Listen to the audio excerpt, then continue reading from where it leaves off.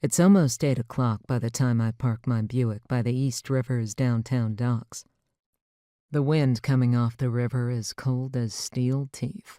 Its bite a reminder to the neighborhood locals of just how much their lives are at the mercy of the river, how much their survival depends on the maritime trade, and the racketeers who have it in their grip.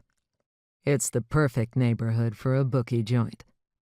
Down here, where the long-ago enterprise of building the Brooklyn Bridge once promised progress and the good life in a modern future, the Gothic arches of its stone towers now rise into the sky with a majesty at odds with the back-breaking lives of the longshoremen, the crooked labor bosses who own them, and the rough pleasures to be found in the waterfront saloons.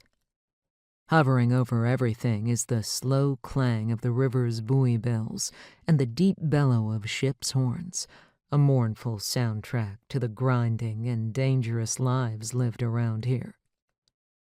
Front Street is a shadowy cobblestone thoroughfare of old brick warehouses muscled between equally old 4- and 5-story brick tenements whose rusting fire escapes serve as laundry racks, a place to air rugs, and outdoor sleeping quarters in the city's sweltering slum summers. You won't find air conditioners sticking out of the tenement windows come July. Nobody around here has the kind of dough to afford them. Half of the curbside street lamps are dark, busted out by certain citizens who don't want other citizens to see what they're doing. It's to everyone's benefit that no one on Front Street even bothers to notice the traffic of humanity of every race and class.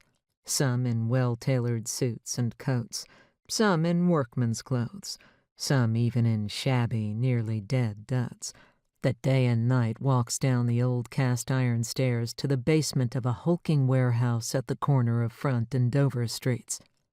No one even gives me a sideways glance as I pass under one of the few working street lamps, my shadow sliding around me, or when I walk down the steps to the warehouse's basement door. After a couple of knocks, a dark-skinned, gray-haired black man, a guy I know, opens the door. His name's Freddie Holmes. He used to run his own bookie joint up in Harlem until another operator, a white guy with bigger guns, a bigger gang, and even bigger connections, moved in on Freddie, literally tossing him into the street.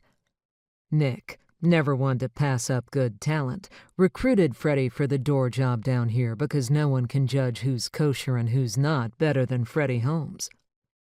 He runs his thumbs under his suspenders, his white shirt picking up glare from the single overhead light bulb.